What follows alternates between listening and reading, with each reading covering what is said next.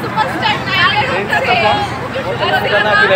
এই কারণে আমরা বারবার এখানে আসি। আর হচ্ছে কানের আর তুফান। আপনি কি করবেন? চ্যানেল আছে? আপনি কি করবেন? তার দরকার নেই।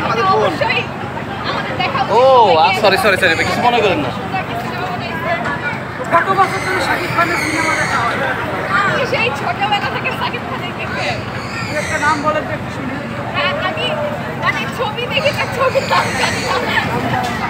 আমরা যখন দেখে তখন খুব করে যাই একটু বসে বসে দেখি যে মানে ছবি দেখতেছে ওখান থেকে তো দেখতে কার কথা শুনে আজকে তুফান দেখতে এসেছে? তুফান থেকে উড়াধুরা গান দেখে আসছি আমরা। হ্যাঁ সাকিবের লুক এবার মনে হয়েছে বাংলাদেশের ছবিতে কিছুটা হচ্ছে আপডেট নিয়ে আসছে। কারণ সকলে বলছে আপু যে এটা দেখি তামিল সিনেমা কপি করা। আমি দেখিনি, আমি এভাবে proud করা উচিত। কারণ বাংলাদেশে এত একজন। KGF, অ্যানিমেলের মতো এত বড় বড় বাজেটের লুক নিয়ে এই ধরনের বাংলাদেশে এই প্রথম এত সুন্দর সিনেমা তৈরি হচ্ছে। আজকে আমি গর্বিত।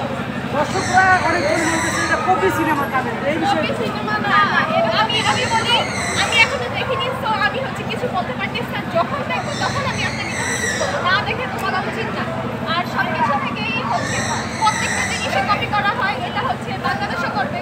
কাউকে দেখে যদি কিছু শিখতে তামিলেও করে দেখে কিছু শিখে যায়। এটা তামিলেও করে। এখন বাংলাদেশ যদি কিছু শিখতে চাই কপি সব অবশ্যই না পারবো না। এটা আমাদের গর্ব করা উচিত। কারণ বাংলাদেশি ফার্স্ট টাইম এই প্রথম ব্লকবাস্টার সাকিব খানের এত সুন্দর সিনেমা, এত কম বাজেটে এত বড় এত সুন্দর একটা লুক দিয়েছে। এটা আমাদের গর্ব করা উচিত। এটা আমরা বাংলাদেশের নতুন করেছে বা বাংলাদেশের সিনেমা বা KGF বা অ্যানিমেল থেকে মনে করছি এটা আমাদের বলা হয়।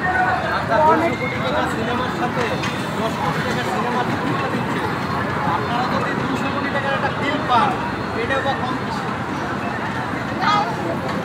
এখন তাদের করার ইচ্ছা হয়েছে, এখন এটা নিয়ে তো আমরা কিছু বলতে পারবো না। এমন না যে আমরা হচ্ছে মিডিয়া ইন্ডাস্ট্রি নেন। আমরা যদি আমার সবাইয়ের সঙ্গে প্রিয়তম সিনেমার ফার্স্ট টাইম হলে এসে দেখি। ফার্স্ট টাইম আমি সিনেমা হলে প্রিয়তম দেখি, খুবই ভালো লেগেছে। তারপর আমি রাজপুরা দেখতে আসি। আর এটা উড়াধুরা দেখে আমি পারফেক্টলি বললাম না, আমি বেশ 3 থেকে 4 দিন আমি ঘোরাঘুরি করতেছি, বাট আমি কিছুদিন টিকিট পাচ্ছি না। এখনো আসলাম, এখনো টিকিট পারলাম না। আমি এত বিগ টিকিট তারা দিতেই পারতেছে না। আচ্ছা, নায়ক কথা হচ্ছে শুনেন যে বাংলাদেশের নায়িকা কেন বাদ? যে রিমি চক্রবর্তী কেমন লাগে তাকে? কেমন লাগে আপনাদের? অবশ্যই ভালো, কারণ রিমি চক্রবর্তী মানে তার অ্যাক্টিং ছোটবেলা থেকে তাকে চিনি, খুব ভালো অ্যাক্টিং করে। আর এটা সত্যি কথা বলতে বাংলাদেশের নায়িকাগুলো এতটা ভালো অ্যাক্টিংয়ে না।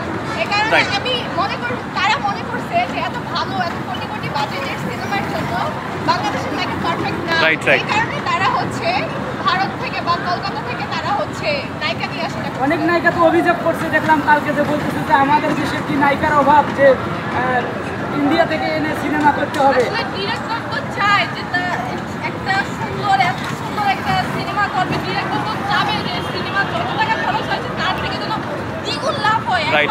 এমন একজন নায়িকা নেবে যে নায়িকা হলে এসে মানে মানুষ পাগল করে দিবে।